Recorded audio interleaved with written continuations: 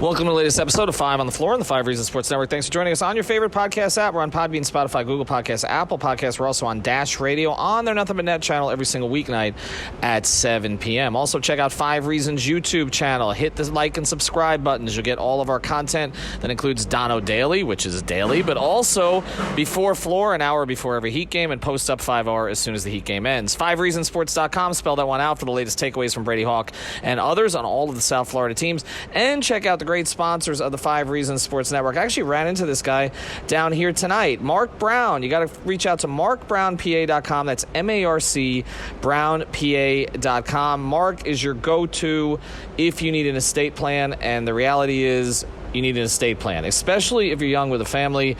Make sure that you reach out to Mark. He'll give you all the paperwork, make it real easy for you.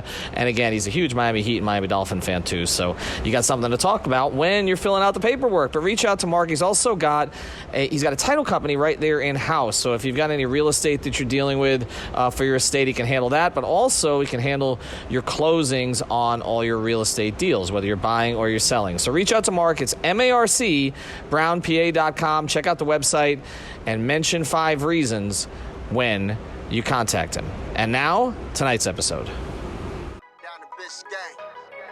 Yikes. 5 on the floor, ride for my dogs. Where here's the thing, you can check the score. Hustle hard, couple scars, wearing bubble frauds. Just like Butler said, you in trouble, y'all. Kept the floor playing, got it all banned. Y'all seen the block, stop with one hand. And Pat we trust, it's power, have the guts. We're here to bring the heat, y'all can hang it up. Welcome to 5 on the Floor, a daily insider show on the Miami Heat and the NBA, featuring Ethan Skolnick, Greg Sylvander, and Alex Toledo, plus others from the 5 Reasons Sports Network.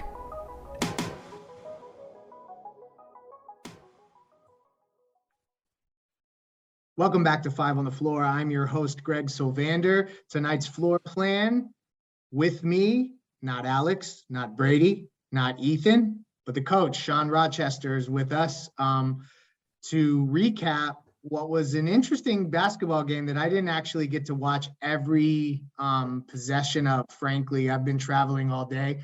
And the floor plan is we're going through this 115-105 victory that Miami had over Atlanta today. They took a 2-0 series lead. Jimmy Butler had maybe his best playoff game ever.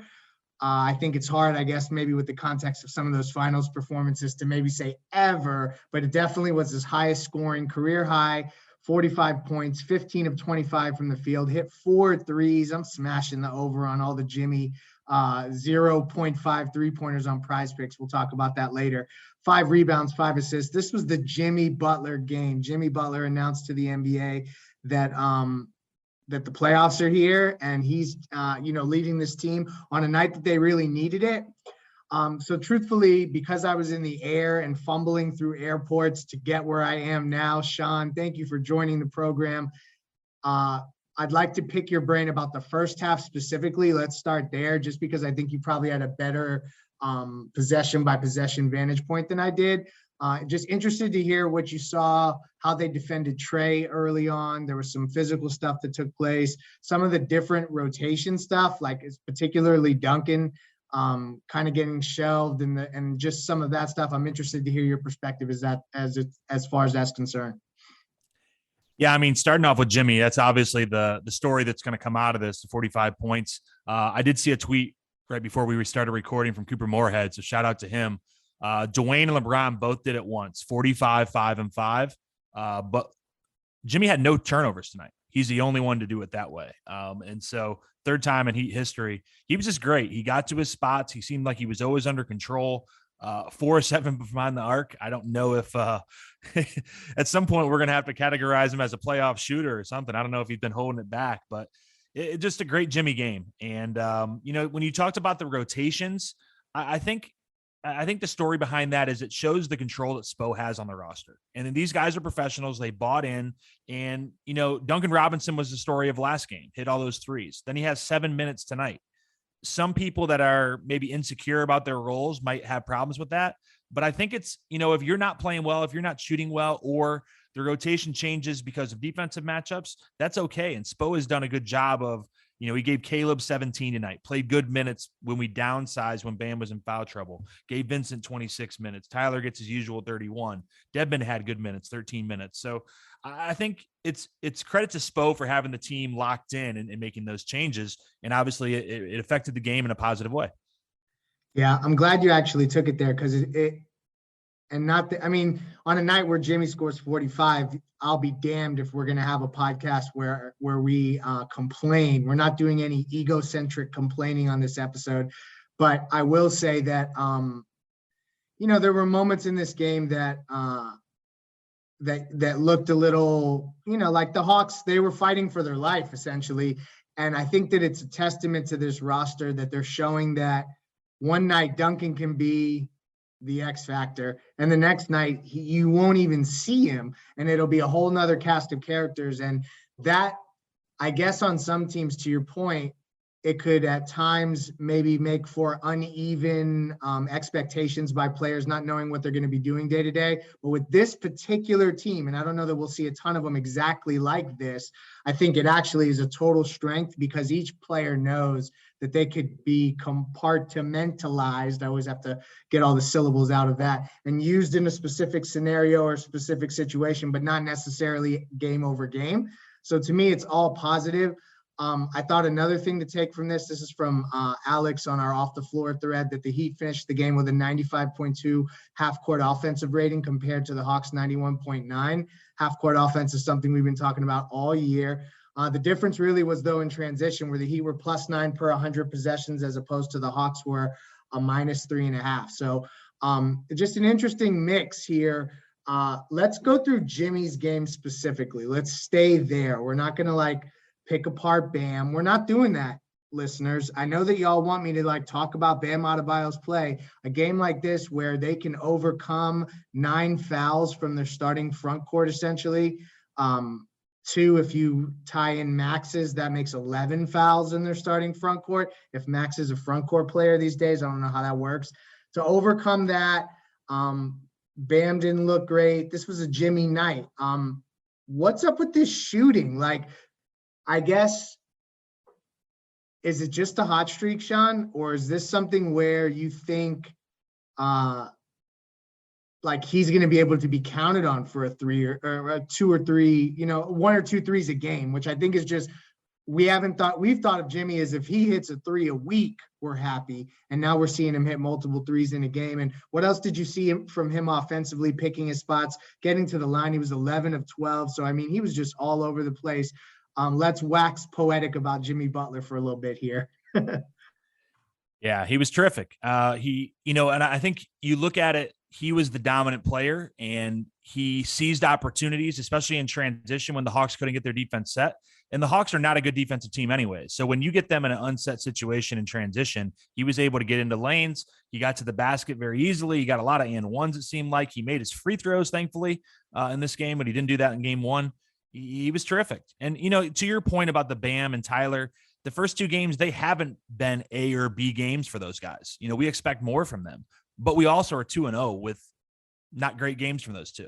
And so it's only looking up with them. And, I think it's to the point that you made about other guys stepping up when you have a team that's this deep. You got other guys that can step in and fill it up or play their role. And, the shooting overall, to Alex's point, in game 1, the Hawks offensive rating was, where is it at here? Hold on. 88.4. In game 2, 106.2. They were second in the league at 116.3. So even when they played a little bit better, the pace was a little bit faster. We both had around 97, 98 possessions in this game versus game 1. It was 86, 85. So a little bit faster, which is probably not to our favor. But at the same time, we did a good job in slowing them in transition. We both got up a lot of shots. They shot a lot more threes than they did in game 1, but it's all in all 2-0, man. You got to be happy about that. For sure. I mean, the Hawks did get, let's see here, 8 more field goal attempts at the basket, 4 more threes, only shot 30% for a team that's second in the league in 3-point shooting. Miami clocked in at 38.9%, which is ahead of where they were season long, which was around 37.8 or something like that. And that had them first in the league. So they're shooting better than they did. That got them the first, the highest percentage throughout the regular season, and Atlanta is kind of going in the opposite direction. So I think you're really calling it there. They were out rebounded by the Hawks 40-34. That jumps off the page at me. And then obviously they forced 19 turnovers. To your point about getting out in transition, there were some key moments with Jimmy, particularly in the second half, where they just needed a bucket and he went to the basket, and for better or worse, but tonight it was all better. He got the job done. I think he was at around 22.5 on Prize Picks, and I didn't play Jimmy Butler tonight, which I am really upset that I didn't take advantage of the Jimmy Butler game. And I'm going to tell you a little bit about one of the great sponsors at 5 Reasons Sports Network, and that is prizepicks.com. It is daily fantasy made easy as 1, 2, 3. You literally pick your favorite stars like Jimmy Butler. Prize Picks will give you an over and under on their particular stats. So today it was, I think, 22.5, maybe 21.5, one of the two on Jimmy Butler. He smashed the over at 45 points tonight.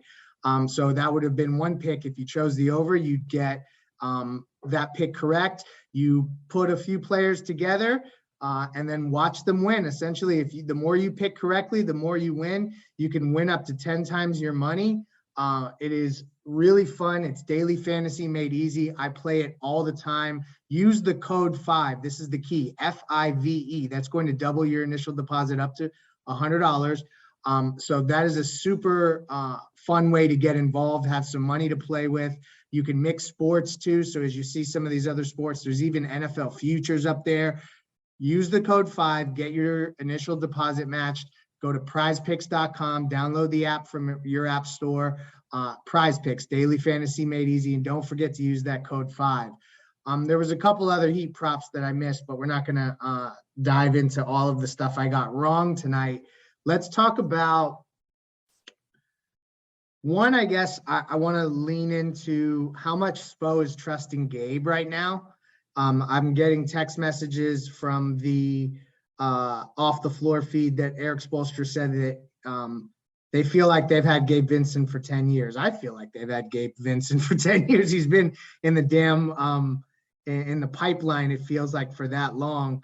But he talked about Kyle putting his arms around Gabe from the moment he got here. Talk about, Trae Young, 10 turnovers. Did he finish with 10? It was a 10 at last count. Bear with me. Yeah, 10 turnovers is where he 10. finished. So talk about Gabe Vincent's game and the point guard play overall. I thought Kyle had some moments where he was getting under the skin of some individuals on the other team. So let's break down the guard play, actually. You can even lean into Tyler here as well. Yeah, starting off with Trae, I think, closing with Gabe, he did a really good job of contesting him without fouling, putting pressure on him. I really like what they've done. It's not necessarily a full court press, but just kind of zigzagging, turning Trae around, making sure it's not a quick possession. You're starting the possession with the shot clock a little bit deeper. You're allowing your defense to get set behind you. And Gabe and Caleb do a great job of that, because that's not an easy job. A guy like Trae Young, as quick as he is, as shifty as he is, and as good at drawing fouls as he is, they did a great job with that. There was a possession at the end. It started off not looking so good. Gabe and Bam switched, and he got caught with Collins, and he fouled him on purpose, which was a smart foul. They weren't in the bonus. They took it out, and then Gabe did a great job of contesting Trae. I think we were only up 3 at that point when they kept cutting into it, and really did a good job of contesting and then getting out of the way so he didn't foul. Again, it goes to the trust that Spo has in his players. He could have went PJ. PJ was kind of a little off today, a little maybe angry with the officials and what was going on. And, he leaned a different direction. Strus can be a guy that can close if you need more offense. But I thought Gabe was doing a good job. He was under control. He was making good passes. He was playing good defense. So credit to him, because, he's really stepped up this season for us. The overall guard play, Kyle, he just continues to do what he does. He's a veteran point guard. He knows how to get guys in the right position. Tyler, as we said earlier, is not playing great. His shots are not necessarily falling like normal. But at the same time, when you look at the end of the game, 5 of 11, 15 points, that's pretty darn good. It's just that the expectations have risen for him. So I'm pretty happy with the backcourt right now. And, if we can just get Bam going a little bit more, and we'll be firing all cylinders. The perfect segue, because I think I saw the timeline as I got settled here in Dallas, was freaking out about Bam. I think, I mean, he's thinking too much. I think that we can say that in good conscience, that there was just some of the careless turnovers as he's going to the basket, dribbling the ball with his left hand, like making a quick move with the offhand, to just like lose the ball off to the side was uncharacteristic of him. It makes me think that he is thinking through and plotting out where he wants to go, and that's never how Bam is going to play best. I don't know if maybe this has to do with, just getting back in the swing of things with the COVID stuff. We heard he was asymptomatic, but who the hell knows what that means anymore. Shout out to Dwayne Dedman for stepping up in 13 minutes and getting 9 rebounds. I thought that was a really big contribution. And I wouldn't worry about Bam. I know that everybody wants to see him dominate every single series, every single game. On nights when Jimmy's scoring 45, this team is not built for another guy to get 20 and 15. Like, it's just not that type of group. So I'm not concerned yet. But I do think that as we flip the page to the games in Atlanta and as we look further in the series, it is something to watch, because obviously they need Bam Adebayo to be 100% as they get into the later rounds against the better teams.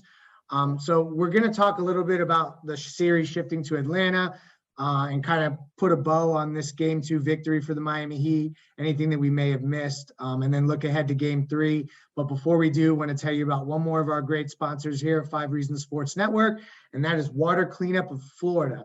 If you're a South Florida property owner with an insurance claim dealing with water, mold, fire damage, if you're looking for a reputable, fully licensed, insured, and certified contractor, Water Cleanup of Florida is here for you 24 hours a day.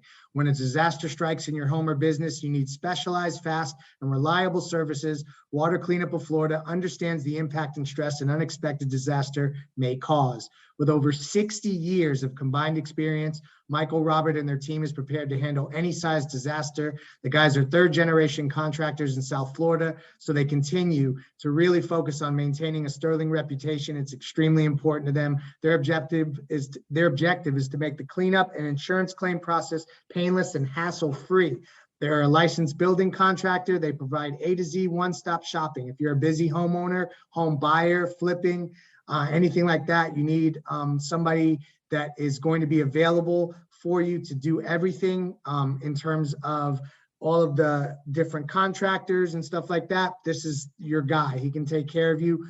They'll handle it all. Call Michael anytime on his personal cell, 954-579-0356.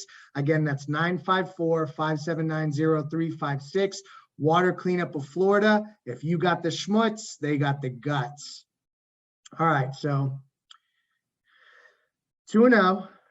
Jimmy had a Jordan game. We're going to Atlanta. I think the fans they'll show up for Game 3. They'll probably have let's have some celebs in the first row for the nationally televised game. But the Hawks Arena, and Sean, correct me if I'm wrong, you're a historian as I am with some of this stuff. The Hawks Arena can turn into a Heat Arena quickly, and I'm interested to see how that plays out in this particular matchup. What are you looking for in Game 3 specifically from Miami to improve upon?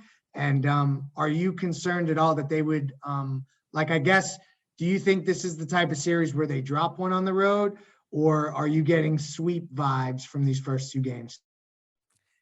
Yeah, I was thinking about it kind of from the other side. I kind of expected or predicted that this question was coming. So thinking from the Hawks side, it seemed like in this game, obviously the pace was a little higher. So they got more possessions. They also leaned into the 3-point shot a little bit more. They shot it a little bit better.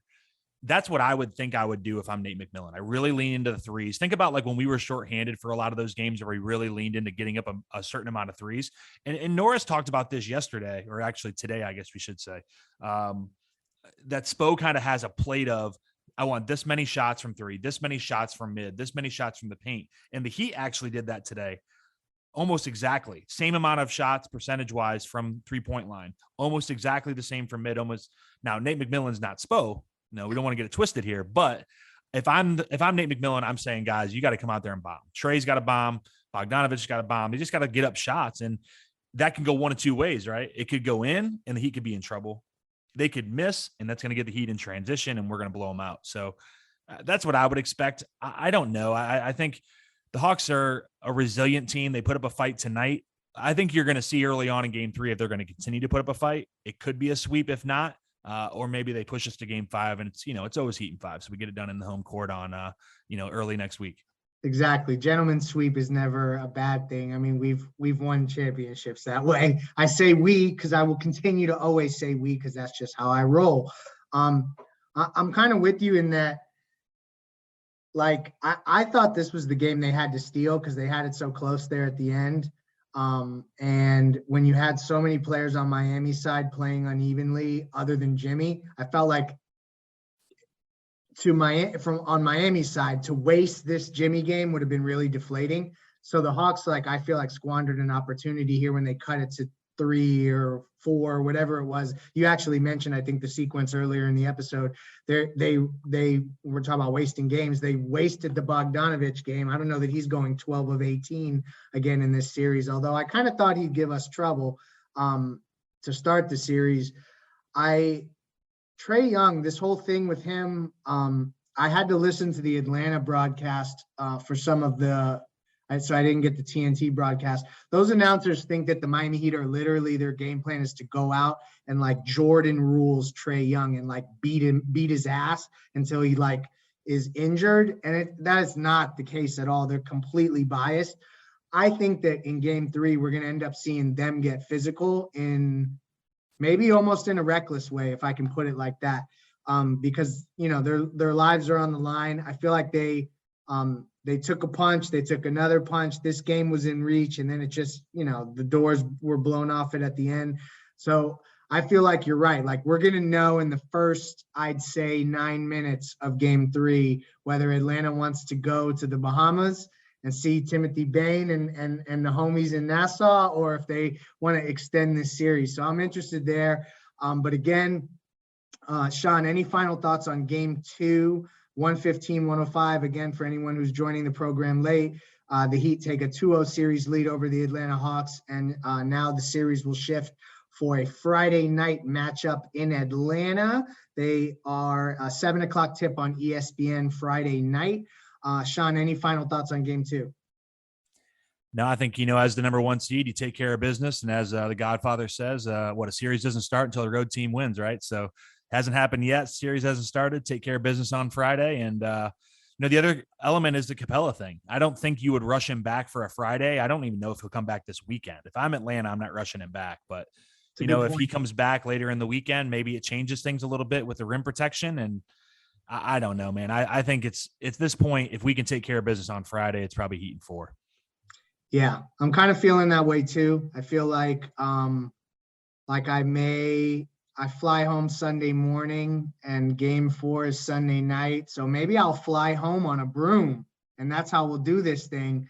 And sweep Atlanta out of here. I'm nothing but positive stuff. There are a lot of playoff teams as we go back through the years, and Sean, you can catalog some of this with me. We won't do it on this episode.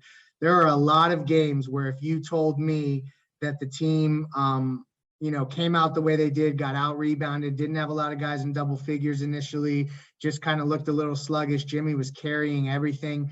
There's a lot of seasons where that would have been like Dwayne Wade in 2009 against the Celtics, where he looks great, but he ain't winning much. So this is a completely different team. I think that it's healthy for all these guys to get punched in the mouth a couple times throughout the course of these games. So all good things. The Miami Heat again win 115-105. Thank you for joining. We will have you covered the rest of the week. I will be remote, but you'll have Ethan, Alex, and Brady at all the games. Thank you to Sean for joining us. And we'll be back the rest of the week, and let's go Heat. Thank you for listening to the 5 on the Floor on the 5 Regional Sports Network.